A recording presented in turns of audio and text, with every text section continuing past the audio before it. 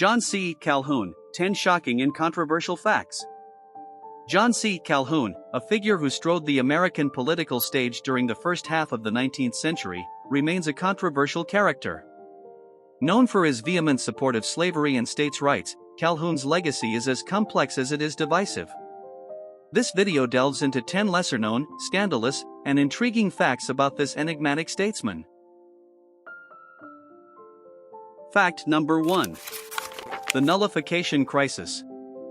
The Nullification Crisis erupted in 1832 when South Carolina, led by John C. Calhoun's vehement rhetoric, declared the federal tariffs of 1828 and 1832 unconstitutional and therefore null and void within the state's boundaries. This stance was based on Calhoun's doctrine that states had the right to reject federal laws that they deemed unconstitutional, a concept he outlined in his South Carolina Exposition and Protest in 1828. The crisis peaked when South Carolina threatened to secede if the federal government attempted to enforce the tariffs.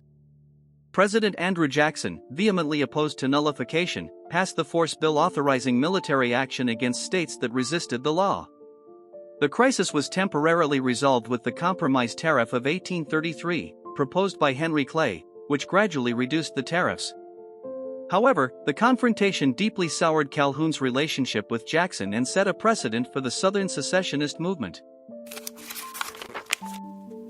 Number 2. Vice Presidency under 2 presidents. John C. Calhoun served as vice president under 2 presidents, an unusual feat in American politics. His term under John Quincy Adams, 1825 to 1829, was marked by significant political maneuvering but was largely uneventful in terms of policy influence. However, his tenure under Andrew Jackson, 1829 to 1832, was fraught with conflict. The key issues at stake were the federal government's role and states' rights, particularly regarding economic policies like the tariff laws. Calhoun's staunch support for states' rights and his opposition to policies he viewed as detrimental to the Southern economy increasingly alienated him from Jackson, culminating in their complete political estrangement by the end of his vice presidency. Number 3. Advocate for slavery as a positive good.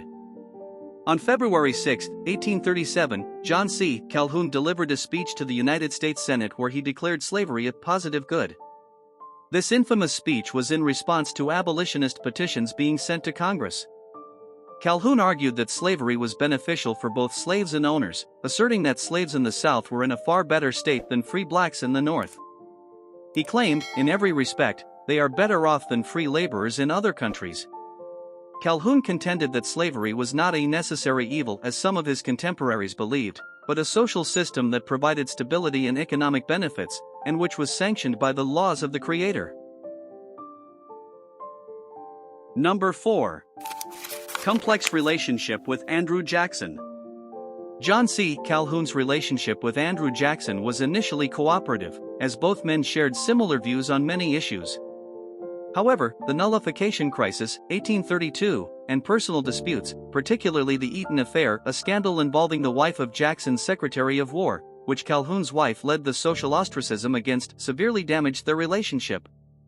Jackson's trust in Calhoun eroded over suspicions that Calhoun, while Secretary of War, had censured Jackson's actions in the First Seminole War. This mistrust culminated in a famous toast by Jackson in 1830, which was seen as a direct challenge to Calhoun: "Our federal union, it must be preserved." Calhoun's frosty reply, "The Union, next to our liberty, most dear," marked a public confirmation of the growing rift between the two, illustrating the complex mix of personal and political animosities that characterized early 19th century American politics. Number 5. Duel over a point of honor.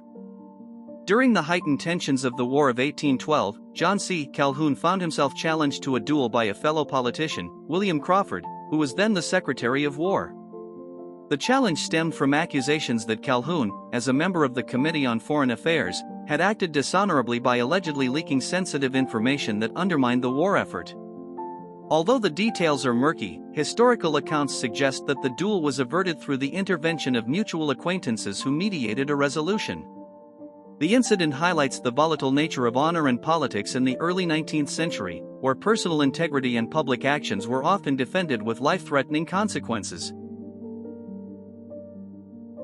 Number 6. Opposition to the Mexican-American War. John C. Calhoun's opposition to the Mexican-American War, 1846–1848, was articulated in his vehement denunciation of the conflict as an act of American aggression. In a Senate speech in 1847, Calhoun argued that the war was not only unjust but also a danger to the balance of power between the slaveholding South and the increasingly industrial North. He feared that acquiring new territories would ignite a fierce struggle over the expansion of slavery, which could tear the Union apart. Calhoun stated, "I protest against this war, as unnecessary and unconstitutional," highlighting his stance against what he saw as a war that would exacerbate sectional divisions and hasten the country towards civil conflict. Number 7. Prophetic warnings of civil war.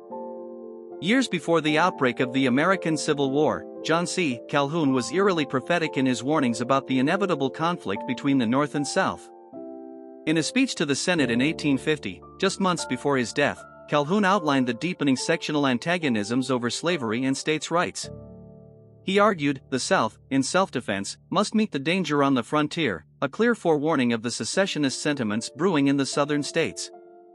His dire predictions were dismissed by many at the time as overly pessimistic or alarmist, but were later recognized for their prescient understanding of the political and social tensions that would lead to war.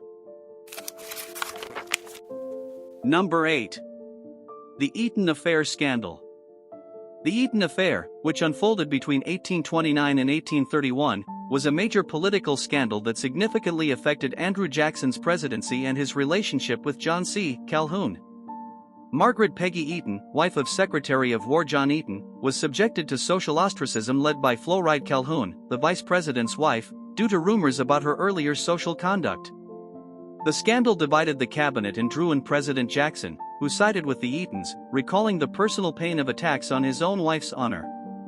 Jackson's famous declaration, "She is as chaste as a virgin," underscored his staunch defense of Peggy Eaton. This personal conflict spilled over into the political arena, exacerbating the rift between Jackson and Calhoun, contributing to Calhoun's resignation as vice president in 1832, and influencing the course of both men's political careers. Number 9. Calhoun's secret presidential ambitions. John C. Calhoun harbored ambitions to become the President of the United States, aspirations he actively pursued in the elections of 1824 and 1844. Despite being a prominent political figure, Calhoun struggled to secure broad support within his own party.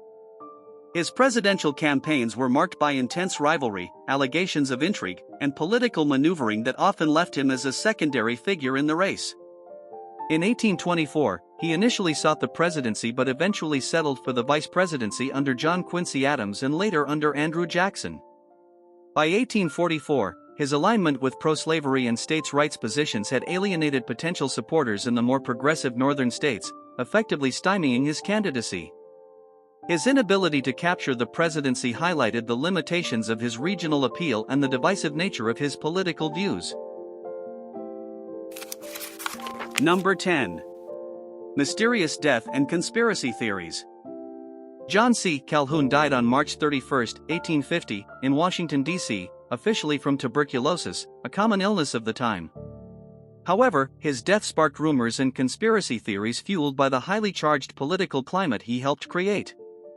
Some speculated that he was poisoned, a theory reflecting the intense animosities and suspicions among political factions of that era. These rumors were never substantiated, but they persist in historical discussions as a testament to the contentious and often hostile nature of politics during Calhoun's lifetime. His death marked the end of an era defined by fierce debates over slavery and states' rights, debates that would only intensify in the years leading up to the American Civil War.